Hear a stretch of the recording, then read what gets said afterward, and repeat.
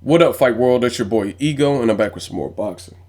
So, I want to give you guys some insights, some updates on some training camps. And for quite some time, we've been getting some good fights just back to back from Terrence Crawford and Gamboa all the way back to Marquez and Alvarado. I had fun with a lot of fights. Actually, I don't remember the last time we had so many potential fight of the year candidates. It's almost to the point where the one that's freshest in your mind kind of stands out, but people are sleeping on some of the other ones when they actually happen. Like Curtis Stevens versus Toriano Johnson, that was brutal. But since it happened so long ago, people kind of forget about that particular one. Or Mike Alvarado and Marquez, that was another great fight. Mayweather versus Maidana, that was a good fight. Cotto and Sergio Martinez. Now, some people's fight of the year is a little bit different than mine. I wouldn't consider that fight of the year because it was very one sided. To me, a fight of the year is going to be something that's more competitive, like Lucas Matisse, John Molina Jr. That was competitive. They both had knockdowns, Terrence Crawford, Gamboa, anything like that. So, back to the training camps. Let's just go down the list. Tyson Fury, he's going to be rematching Derek Chisora. Looking forward to this fight. Heavyweight division has actually sparked some of my interest, which is unusual. If you look back the last couple of years, it's been pretty dormant. So there's a lot of good matchups. I would want to see Bermain Stavern and Deontay Wilder. Deontay Wilder and the winner of Fury, Derek Chisora rematch. Just anything like that. There's a lot of good fights. You got Brian Jennings, Mike Perez, which was off due to an injury. Now it's rescheduled. As far as Tyson Fury, he's in training camp. His fight is July 26th, I believe. And one thing I will say, he looks like he's in much, much better shape. He looks in really good shape. If you look at his last fight, he looked very large, very overweight. I know the motherfucker's a gargantuan, a big dude, but he just looks sloppy in his last fight to me. Not talking about in ring, I'm just talking about physically to the eye test. He just looked like out of shape, like he didn't really prepare. I think he went through a semi-retirement or some bullshit, so maybe that had something to do with it.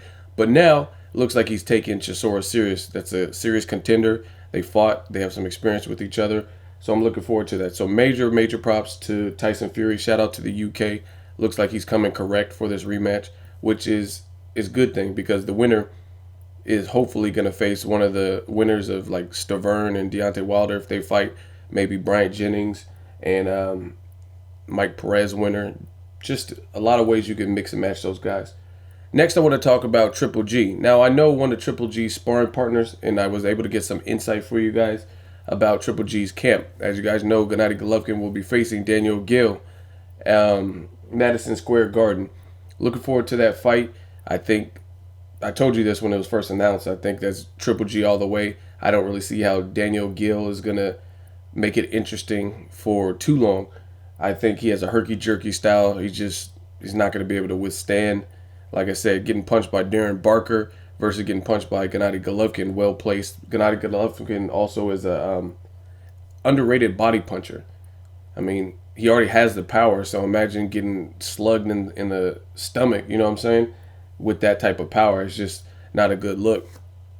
So I think it's one sided, but just to give you guys some updates, talked to a sparring partner, and he said Gennady Golovkin just looks really good in the training camp, and he's very very strong. That's something you already knew, but he said he's amazingly strong or whatever, and he's looking good. They're doing their cardio. They're up at Big Bear in California and just getting it in. He looks really focused, so that's what I like to hear. He's on track to make weight and all that. You know what I'm saying? He's controlling his weight and his diet and that kind of stuff. So I really don't see the fight happening any different than what I'm telling you guys with Triple G being the victor. And personally, I'll be surprised if Daniel Gill lasts all 12 rounds without like a TKO stoppage at least. That's my personal opinion.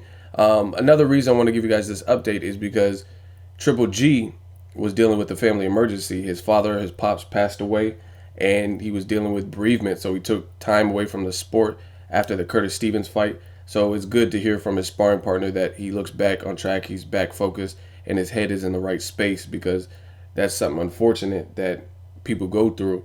And I don't even know how you know what I mean, how it would feel to lose a family member like that. That's crazy.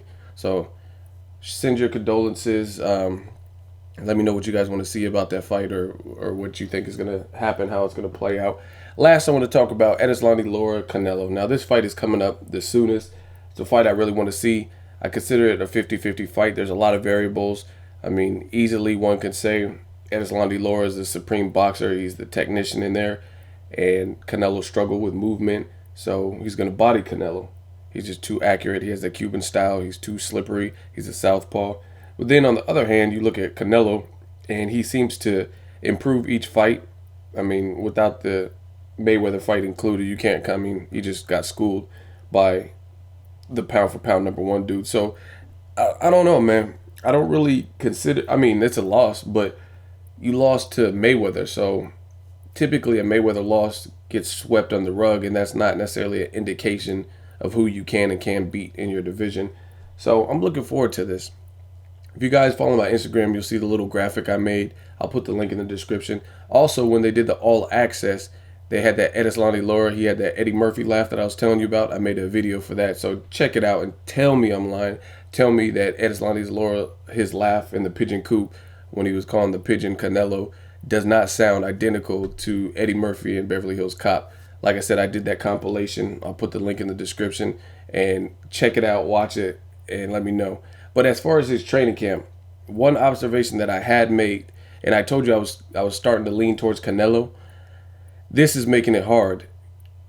Erislandy Lara looks big as fuck. Like he looks big as shit for 154, and he looks a lot bigger than I've seen him previously. I don't remember him being this big. He's always been in shape. He's always looked kind of lean.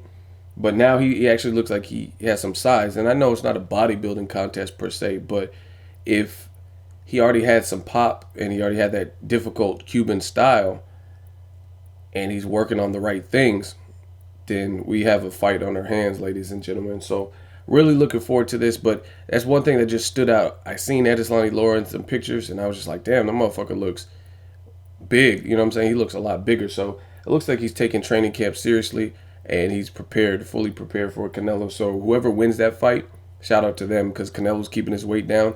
Erislandy Lara said he's in the best shape of his life, and you can't really argue with him. He looks good. He looks like he's in good shape. So I feel this is perhaps the most meaningful fight on the books, because this is truly going to say who is the best at 154 at the current moment, or one of the top dogs. I mean, you got Mayweather and you got Demetrius Andrade. Mayweather's not a permanent resident at 154. Demetrius Andrade still looking to get the right type of competition to showcase that he's the real deal and that kind of stuff. So just looking forward to these fights. I want to give you guys some training camp updates. Let me know what you guys think. What do you think of Erislandy Lara in these pictures? Tyson Fury. What do you think of Triple G looking strong? According to the sparring partner's testimony. Leave a comment. Make sure you like the video. As always, hate, comment, or subscribe. Till next video, it's Ego signing off.